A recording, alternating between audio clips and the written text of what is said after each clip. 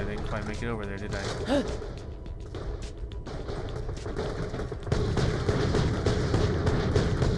Nice! Explosive damage, all in a group for sure.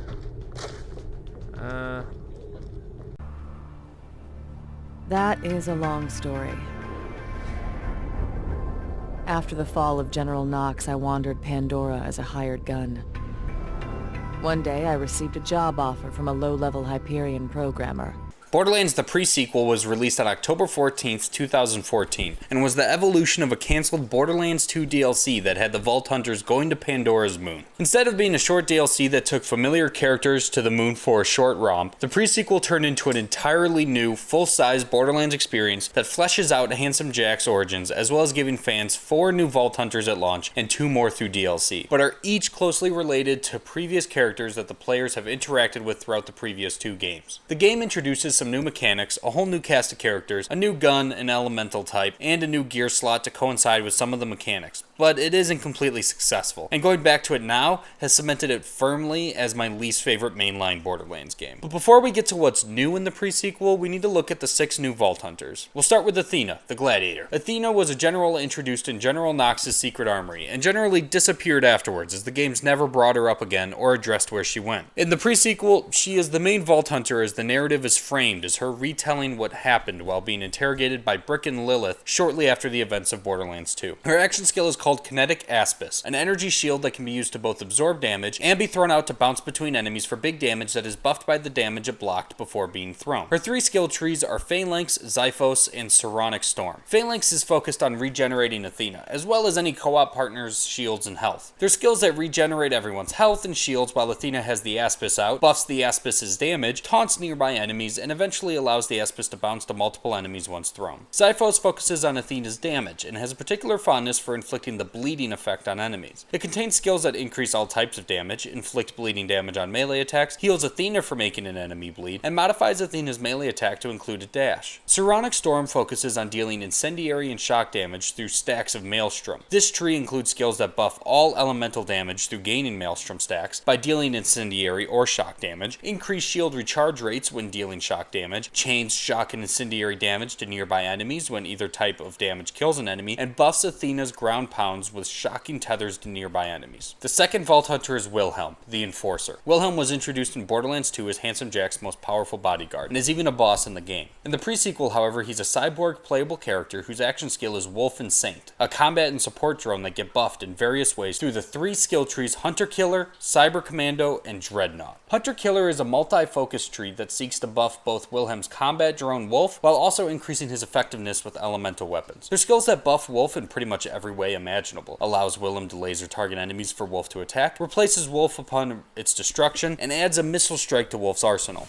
Cyber Commando really just focuses on Wilhelm himself, increasing his defensive capabilities and providing some light buffs to his damage output when Wolf and Saint aren't active. It has skills that increase your effectiveness with laser weapons, increase Wilhelm's maximum health, allow you to shoot while sprinting, and even buff your damage while doing so, increases your stats with guns in every way, and activate a Predator-like shoulder weapon called the Vengeance Cannon whenever your shield is depleted. Finally, there's the Dreadnought skill tree that focuses heavily on increasing the capabilities of Saint and improving Wilhelm's survivability. It has skills that increases your damage while Saint is active, improves Wilhelm's fight for your life mode, deploys a healing zone when Saint dies, and gives Saint an ability that overcharges Wilhelm and his allies for 10 seconds whenever he activates his action skill. Then there's Nisha, the Lawbringer. Nisha was also introduced in Borderlands 2 as Handsome Jack's girlfriend and sheriff, and optional boss of Lynchwood. Nisha's action skill is called Showdown, and it's pretty much just an aimbot that buffs your guns when you activate it. It's easy to see just how much of a classic Western theme Nisha has, and her skills are split across the Law and Order, Fan the Hammer, and the Riflewoman skill trees. Law and Order is all about dynamic dualities. These skills give you stack of order whenever you lose 15% of your health, which increases the chance that Nisha heals double any damage taken, buff your next melee hit after using Showdown, inflict stacks of wanted on enemies that give you order stacks, which increase the damage you do against them, and grants your melee attack a cone of lightning that deals more damage depending on on how many order stacks you have. Then there's Fan the Hammer, a skill tree that focuses on increasing non-elemental damage as well as her showdown ability to make her as fast of a killer as possible. It boasts skills that increase the duration of showdown for each kill you get with it. Load your guns with bullets stolen from enemies when you melee them, increases your gun damage more and more the longer you're in showdown, and eventually equips your offhand with an exact duplicate of any pistol you equip. Nisha's final skill tree, the Riflewoman, is all about increasing Nisha's speed and shooting accurately. This skill tree gives you bonus critical hit damage whenever you kill an enemy, gives you stacks of Unchained every time you shoot an enemy, which buffs your fire rate, increases magazine size of every gun you use by 3, and even has your bullets fired in showdown ricochet to other enemies, as well as making every enemy hit with a bullet during showdown explode when showdown ends. The last original Vault Hunter is the iconic Claptrap, now known as the Frag Trap. At this point, there's no need to look at his past, so let's just jump straight into his skills. Claptrap's action skill is vaulthunter.exe, a program that analyzes your surroundings and selects from a list of possible skills to use, as well as refilling your health and shields. The possibilities are as follows. Torg Fiesta causes Claptrap and his allies to uncontrollably throw grenades without using up any ammo. Funzerker copies Salvador's ability skill from Borderlands 2. Gun Wizard grants dramatically increased fire rate and reload speed to Claptrap and his allies. Laser Inferno unleashes an assault of lasers at nearby enemies that deal all different types of elemental damage. Shh Trap is an upgraded version of Zero's action skill from Borderlands 2, the only difference being that Claptrap stays invisible even whilst attacking. One Shot Wonder causes you to shoot your entire magazine in one shot. Clap in the Box causes Claptrap to destruct in a gigantic bomb that damages friend and foe alike when it explodes. Rubber Ducky surrounds you and allies with rubber ducks that bounce around the battlefield and cause bullets to reflect off all of you. Minion Trap summons a mini Claptrap that is a clone of Axton's turret. Pirate Ship mode summons Claptrap, a pirate ship with cannons. Mecro Magician buffs your weapons at the cost of accuracy. Blightbot mimics Maya's Blight Phoenix skill from Borderlands 2. Meet Unicycle is a copy of Krieg's action skill, forcing Claptrap to only do buffed melee strikes. Claptrap skills are spread across the Boom Trap, I Love You Guys, and Fragmented Frag Trap skill trees. Boom Trap predictably is all about damage, especially through explosive damage. There's skills that increase your fire rate after reloading, give you a chance to deal explosive damage even when not using an explosive weapon, modifies your fight for your life to include throwing a destructed copy of yourself that explodes like a grenade, and unlocks the pirate ship mode possibility for your action skill. The I Love You Guys skill tree is a support tree focusing on boosting Claptrap and his teammates. It contains skills that give damage resistance to you and one ally whenever you are revived or revive a teammate, creates a healing zone when you kill an enemy, and gives you the ability to high-five teammates to give all of you a couple buffs. Claptrap's last skill tree, Fragment Frag Trap, introduces subroutines, a rotating selection of modifiers that each cater to a different style of play. The skills give you subroutines that buff your weapons, increase your shield capacity, buffs you when you take damage, and eventually causes you to explode in a rainbow nova that does damage of all elemental types whenever you switch subroutines. The first DLC character released for the pre-sequel was Handsome Jack, the Doppelganger, a body double turned hired gun. His action skill is expendable assets, summoning 2 Digijacks to fight for him, who constantly lose health but are infinitely revived during the skill's duration. The skills trees are the hero of this story, Greater Good, and Free Enterprise. The hero of this story focuses on buffing the offensive and defensive capabilities of both Jack and his Digijacks. It has skills that extends the skill's duration when you get kills while it's active, allows you to get inspired by Jack through words of greatness, increases your health and shields when your skill is recharging, and ultimately makes the first Digijack you summon a badass Digijack that has more health and is equipped with a missile barrage attack. Greater Good is a bit of a jumble, as it buffs the Digijack's close range potential, helps Jack stay out of danger, and prompts teammates and Digijacks to take more damage and die instead of you. The skills in this tree give Digijacks wrist-mounted laser shotguns, a kill skill that increases your gun damage and critical hit damage, gives you various stackable buffs for every time a Digijack or ally gets downed or dies, and in the end counts a Digijack death as a kill for you for all stackable buffs and second win purposes. The last skill tree, Free Enterprise, focuses on switching weapons mid-combat to maximize effectiveness. This tree increases your swap speed, increases your fire rate when you swap, causes explosions when you hit an enemy with one gun and then kill them with another, buffs your damage based on how much Hyperion equipment you have, and allows you to carry a manufacturer bonus of a gun over to the next gun you equip, allowing for some really crazy combinations. The other DLC character is Aurelia, the Baroness, and is the sister of Sir Hammerlock and heiress of the Hammerlock estate. Her action skill is Cold as Ice, where she throws out a frost datum shard that seeks enemies to attach to while dealing constant damage, and moves to a new enemy once the one it is attached to dies. Her skill trees are the Huntress, Cold Money, and Contractual Aristocracy. The Huntress tree focuses on increasing her effectiveness with guns, with a focus on sniper rifles. There are skills that buff her critical hit damage and aim speed, increases gun damage after scoring a critical hit, adds bullets into your magazine after killing an enemy with a critical hit, and creates a wheel that rotates between all of the elemental damage effects, granting adding whichever one is currently selected to your shot and creating an elemental nova when you score a critical hit with one. Cold Money focuses on the new cryo damage, as well as buffing her action skill. The skill grants you abilities such as launching an ice dart at an enemy that deals damage to you while your shield is fully charged, knocks back all enemies when you activate Cold as Ice, and grants all of your non-cryo guns cryo damage whenever you kill an enemy. Contractual aristocracy revolves around having a contract with another player. This skill tree grants you the ability to offer a contract to an ally by holding down the melee button. If they sign the contract by meleeing back, they become your servant, giving them increased shield capacity but losing the contract if either of you die. This tree also gives you various stacking buffs with different effects when your servant kills enemies. It buffs both you and your servant, buffs non-incendiary, corrosive, or explosive guns, and overrides your melee into a backhand to remember that knocks back enemies and deals cryo damage while also motivating you and your allies. Now, I didn't delve into each of these characters individually much because I want to look at them all as a group here, because there's some pretty big design flaws in the overarching design philosophy of these characters that ends up being a large detriment to the game as a whole. When comparing this set of 6 Vault Hunters to those of Borderlands 2, there's 2 big changes to the design philosophy: an increase in complexity and a new focus on skills that affect your co-op buddies as well as yourself. Now, both changes are good in theory, but their execution here is damning. The increase in character complexity from Borderlands to Borderlands 2 was great because it added more options, made the gameplay more dynamic, and introduced new playstyles that added tons of replayability. Here, the increased complexity results in mostly confusion. This is because the design philosophy here was more stack buffs equals more complexity, which equals more depth. Instead, it makes the builds almost impossible to play. Every single character has multiple types of stack buffs, meaning that while you're in the heat of combat, jumping around, landing shots, swapping weapons, managing ammo, and trying to find enemies through the insanely cluttered screen that is a Borderlands encounter, you also have to look down at the bottom of the screen to constantly check what stack buffs you have, recognize their tiny little icons, and remember how you get each one and what the benefits are. You have to know that you have 5 of the one that gives you more grenade damage when you melee. So if you want to use a grenade, you should melee some dudes first. But there's also the one that increases your explosive damage when you get kills with critical hits. So maybe you should focus on getting headshots to buff your rocket launcher for the badass in the corner. But there's also the stack that increases your movement speed when your shields are down. So maybe you should let yourself get hit some more. Oh wait, never mind.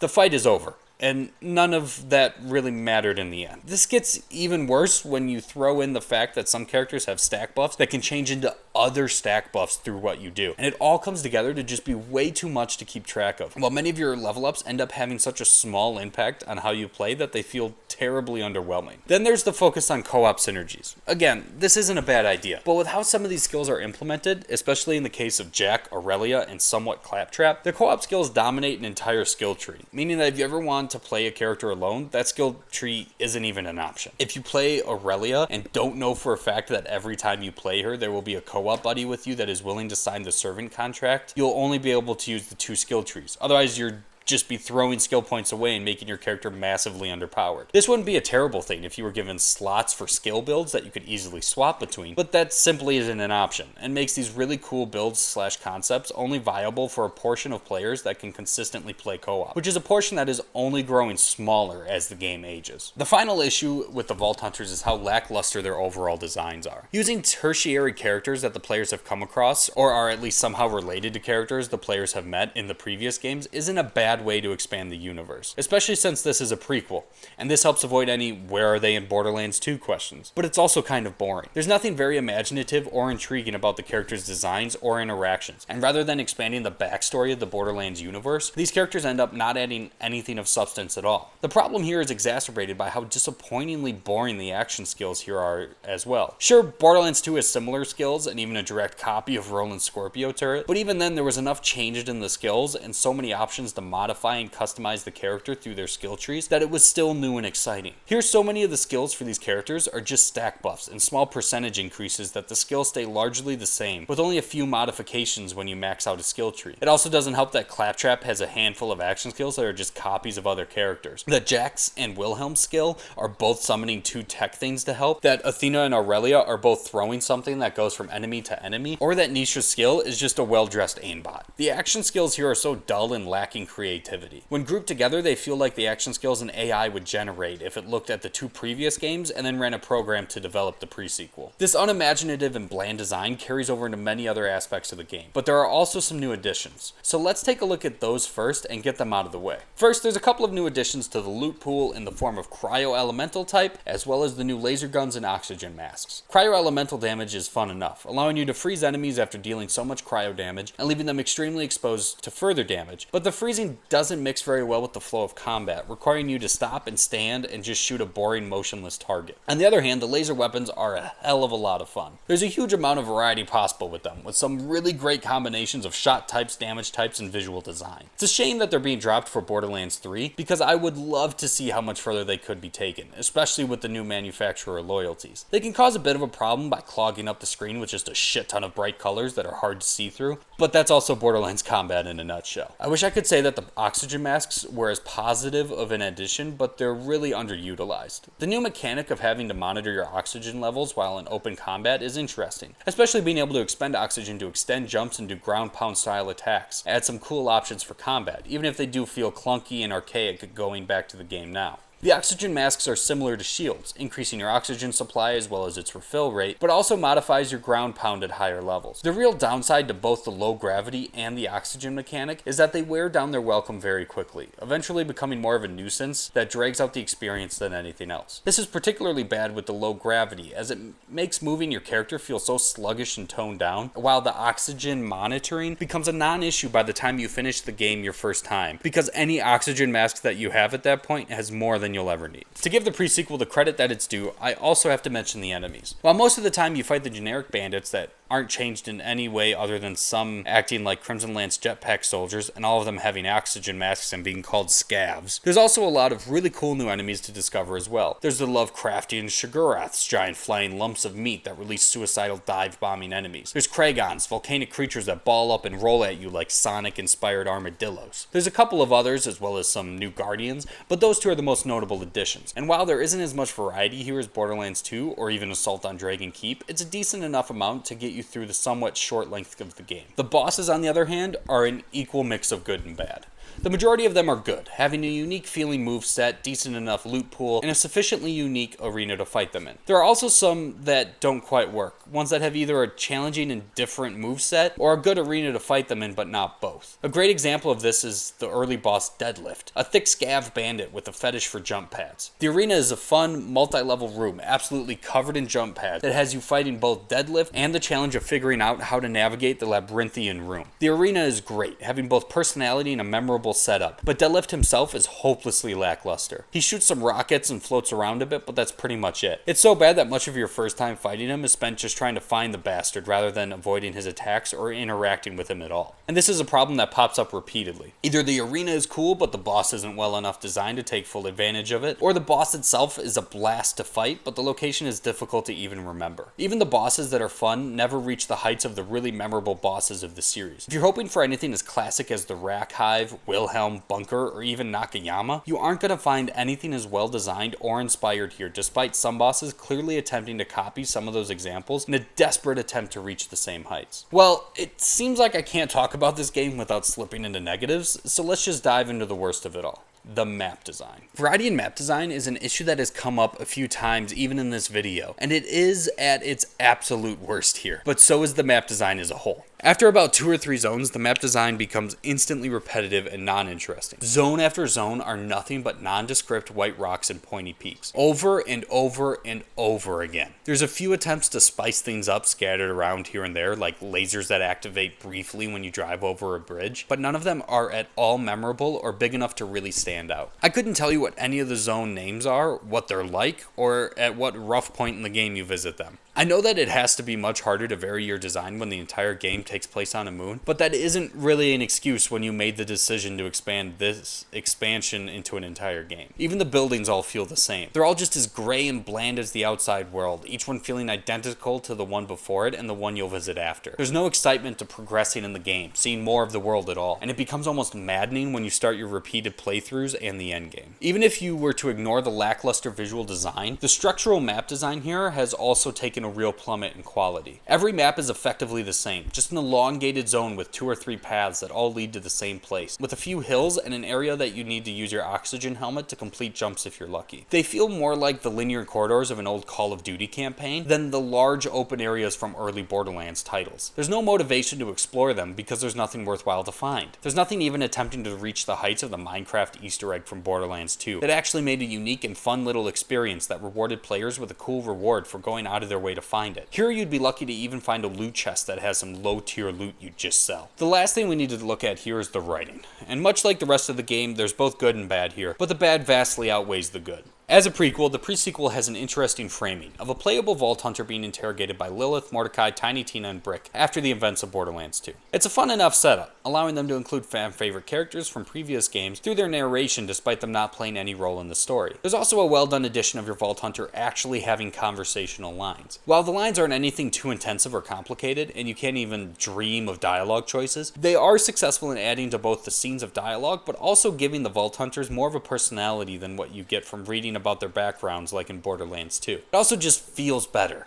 RPGs don't always need a voiced protagonist, but a series like Borderlands that has definite pre-made characters that are already voiced is served exceptionally well by writing lines for its Vault Hunters to say in conversations rather than just having them be talked at until they're in combat. As for the actual writing though, things begin to suffer. The comedy and characters in the pre-sequel don't feel anything like they do in the first 2 games. Instead feeling like a game that was kickstarted and made by one developer that worked on the first Borderlands and then hired writers who desperately tried to capture the tone of Borderlands while having no real idea of how to do it. The characters are all obnoxious and unfunny, constantly yelling lines that they hope are quotable, and each one racing to make more jokes in a single conversation than the one preceding them. None of them are memorable, even to me now as I'm writing this, and I'm not even done with the game yet. None of their designs are compelling, and hardly any of the humor lands. The first new friendly character you come across, Jenny Springs, is a terrible omen for the comedy that awaits you. None of the jokes she makes are very funny, with most of them being, this male character asked me out, but I'm a lesbian, and they hate me because I turned them down because I'm a lesbian. This series has always had an almost odd intent on finding space for relationships for its characters, and it makes a point to represent many different sexual preferences, which I think is great.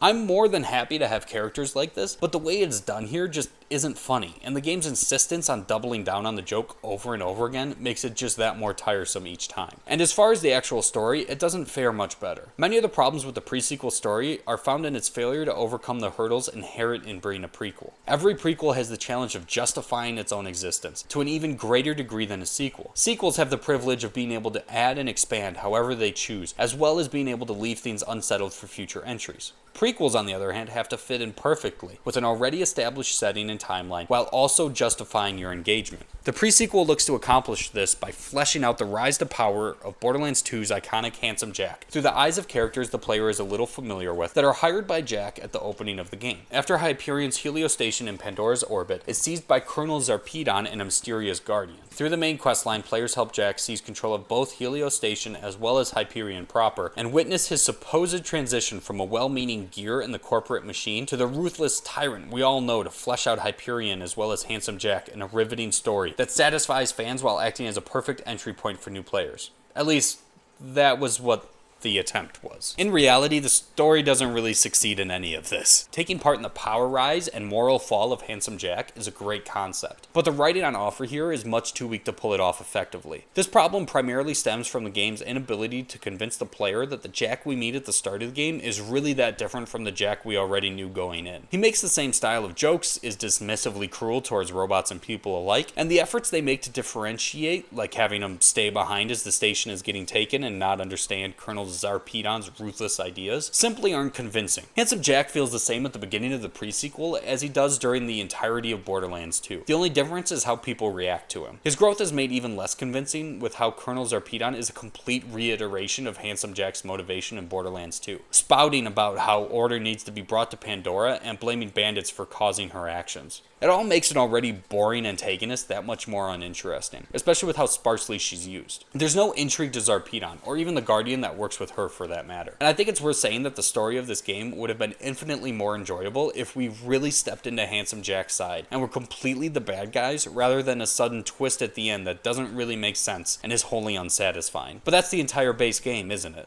Something that comes so close to being really, really good, with glimpses poking through here and there, but never getting close enough through avoidable blunders that effectively wear it down to an irritating, droll experience.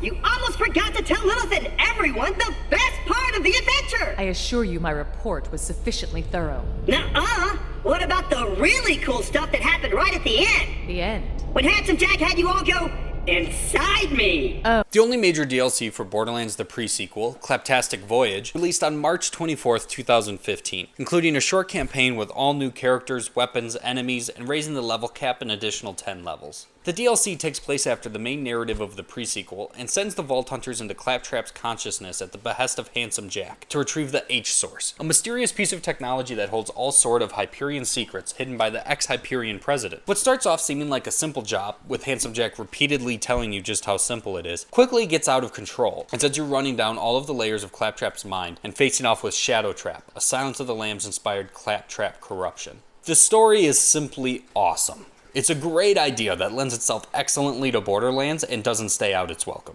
It's creative, funny, really weird, and stands out from any other piece of Borderlands content, and its concept is evident in every aspect of the DLC. Every environment has a fun twist to it, and they are all clothed in a Tron-like aesthetic. The enemies are glitches, denial tentacles, and insecurities, all trying to keep you from invading Claptrap's mind and learning the truth. Most of them are reskins of previous enemies, but the few that are new help mix up the combat enough, and the reskins help make it interesting visually that one doesn't notice how familiar the enemies are. Sure, the glitches are just reskins of stalkers, and the clap dogs are skags, but when you're jumping between floating chunks of firestone or racing through a neo-futuristic train station as you're fighting them, you don't really notice. The environments and atmosphere are paramount here, and really the greatest success of the DLC. It's such a thrill to explore the locations and go through them, especially in the last chapter where you enter Claptrap's subconsciousness and shit really starts getting weird. The setting is also evident in the new loot added to the DLC. Not only does it add new, unique, and legendary weapons, but it also adds a new tier: glitch weapons. Glitch guns are identifiable by their animated binary skins, neon colored numbers raining down on them like something straight out of a teenage Matrix fan's bedroom. Each glitch gun also spawns with one of 4 different glitch effects that have a chance to trigger when you reload. Overload greatly decreases the gun's fire rate and makes every shot consume 3 additional ammo and turns the gun's binary red. Loop turns the binary yellow, gives the gun a great chance to not consume ammo, fills your magazine halfway with each kill, and forces the gun to either burst fire or continually fire until its magazine is empty. Multi-shot turns the binary lime green and is pretty self-explanatory. Amplify turns the binary cyan and adds damage to your shots at the cost of shield consumption, in a way that's like an improved Amplify shield. These glitch guns are really fun, and are common enough that everyone who plays through the DLC will get at least one to play around with and have some fun, helping flesh out the identity of the DLC and giving the player a pretty cool reward to remember it by that isn't just a character head. Claptastic Voyage also excels at its boss design. There's only a couple spread across the main quest line and a handful of pretty solid side quests, but the ones that are here are some of the top quality in Borderlands, especially in both parts of the final boss fight. The bosses are unique in personality and surroundings. They even surpass the bosses in the base game and incorporate some of the new pre-sequel mechanics in interesting and engaging ways, forcing you to jump from platform to platform with jump pads as you blast a giant mech endlessly and narrowly dodges missiles. This quality is also present in the side quests, with the ones on offer here far surpassing the ones in the base game. They have the player find a lost kingdom for a Patricia Tanis fish, suppressing an old piece of programming from when Claptrap was a Vault Hunter, and even killing an earworm that represents a song stuck in Claptrap's head. Not all the missions are super interesting to play through, but they more than make up for it with the abundance of humor and creative ideas present in each one. It's crazy to say that the only real DLC released for the pre-sequel is not only much better of an experience than the base game, but is also one of the most memorable and highest quality of all the DLCs. But with that, we've gone over all of Borderlands, seeing the highs, the lows, and the middle grade. So in closing, oh shit.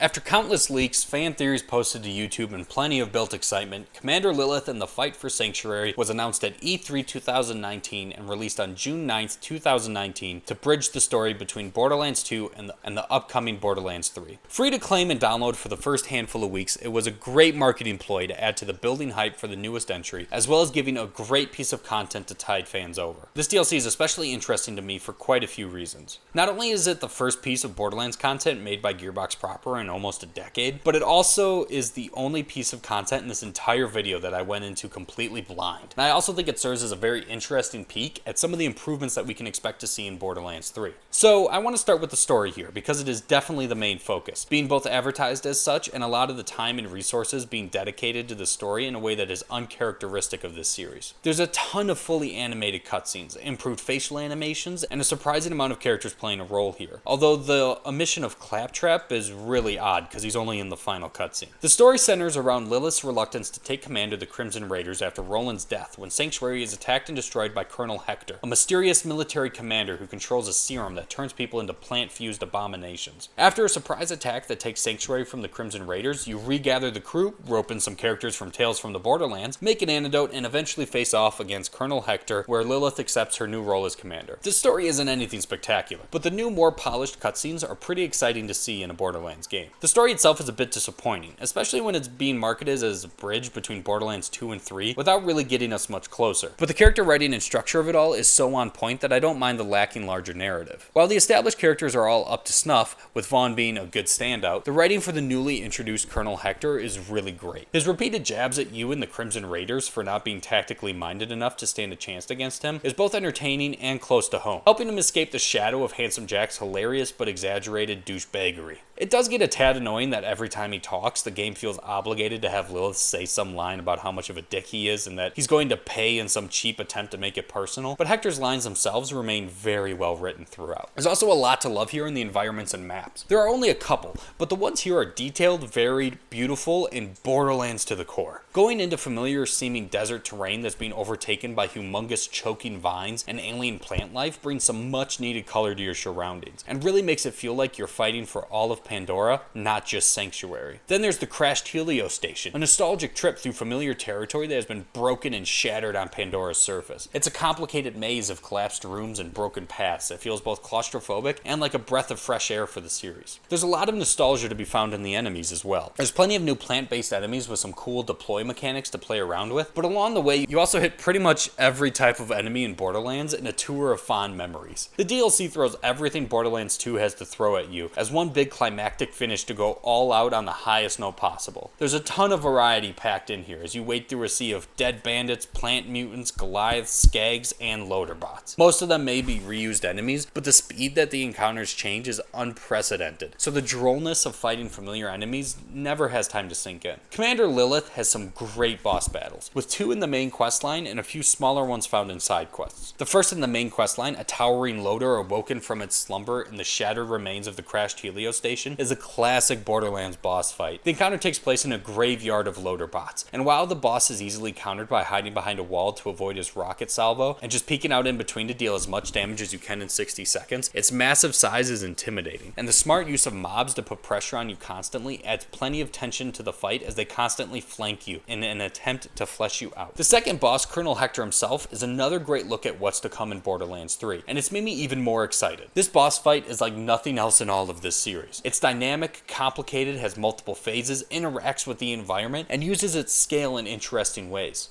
It's especially unique in how the boss doesn't even move as he's rooted in the center plaza of Sanctuary, using huge vines to attack you, defend himself, and divide players into subsections that they have to get out of by shooting the vines in specific areas to reopen the arena. The fight is much more involved than the typical Borderlands boss fight, and it's a great tease towards what the team will be capable of with the new technology of Borderlands 3. The last big addition brought with Commander Lilith is some additional levels, the ability to start a new character at level 30, some new legendary weapons that are mostly upgraded versions of unique weapons from the base game, and a new rarity of equipment, Effervescent. There are only 13 Effervescent weapons in the DLC, and they have the unique ability of some of them being able to interact with one another to be more powerful. Each is covered with a diamond skin and have some really cool effects. There's the Toothpick Assault Rifle that always does incendiary damage and shoots 10 shots in 2 rows of 5, with each pull of the trigger only consuming 6 ammo per shot. There's also the Peak Opener Assault Rifle that always deals shock damage and fires rockets that drop 3 child grenades once they explode, and has an increased fire rate when you're aiming down sights. There's the Hot Mama Sniper Rifle that has a unique voice module, is always incendiary, has crazy stats, and trails each bullet with small hearts on both sides. I'm not going to go through each one of these weapons, but I'm pretty sure you can tell that they went all out with this level of rarity. There's some pretty crazy new gear that was clearly fun for the developers to design, as one last hurrah for Borderlands 2, and helps this whole package be a great goodbye to the classic. There. It's finally done, and just in time to take a short break before Borderlands 3 releases. Over the past few months, I've had to play a lot of Borderlands, and while at some points playing so much of it did exacerbate some of the problems with these games, as a whole this experience really solidified both my appreciation for them as well as the series' undeniable place in gaming history. Despite the new surge in looter shooters in the market, the Borderlands series remains both unique but also one of the best in the genre. But I'm gonna go hibernate until Borderlands 3 releases. Thanks for watching.